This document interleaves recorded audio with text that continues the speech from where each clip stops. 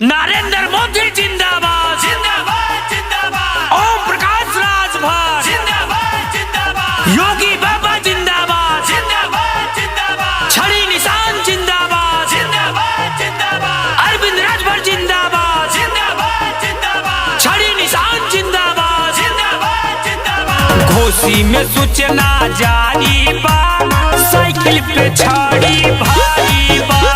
छड़ी के बटन दबावे के बाद अरविंद भैया के जितावे के बाद। अरविंद राजभर के बानी बा, अरविंद राजभर के बानी बा। घोसी में सूचना जारी बा, साइकिल पे छड़ी भारी बा।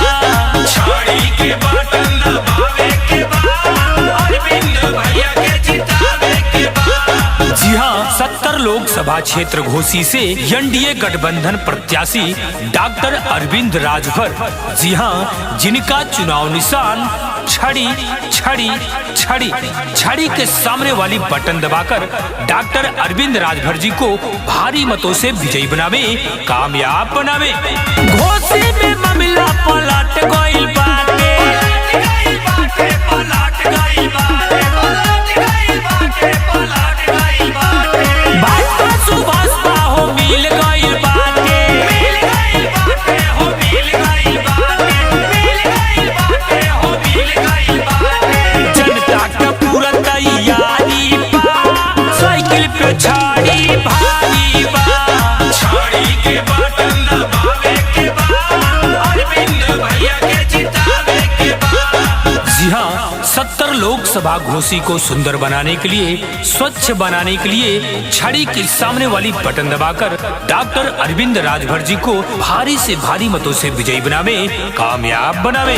सबही के अरविंद राजभर पसंद है, अरविंद जी पसंद है, अरविंद जी पसंद है, अरविंद जी पसंद है, अरविंद जी पसंद है। दिनों दिन का भैया हो बोली अब बंद है, बोली अब बंद है, बोली अब बंद है, बोली अब बंद है, बोली अब बंद है। किसानन का अब ललकारी बा, साइकिल पे छड़ी भारी बा।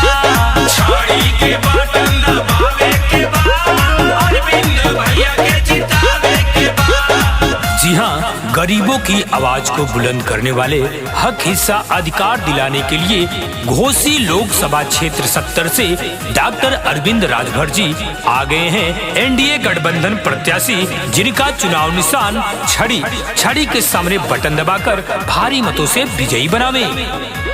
भगवान पीला रंग में सबही रंगाइल, सबही रंगाइल हो, सबही रंगाइल, सबही रंगाइल हो, सबही रंगाइल। कहले भाई बहिन बुढ़िया माई, बहिन बुढ़िया माई, बहिन बुढ़िया माई, बहिन बुढ़िया माई, बहिन बुढ़िया माई। सब ठनले इहे जिम्मेदारी बा, अरविंद राजभर के बारी बा। छड़ी के बटन दबावे के बाद अरविंद भैया के जितावे के बाद। छड़ी के बटन दबावे के बाद अरविंद भैया के जितावे के बाद। घोसी में सूचना जारी बा, साइकिल पे छड़ी भारी बा। छड़ी के बटन दबावे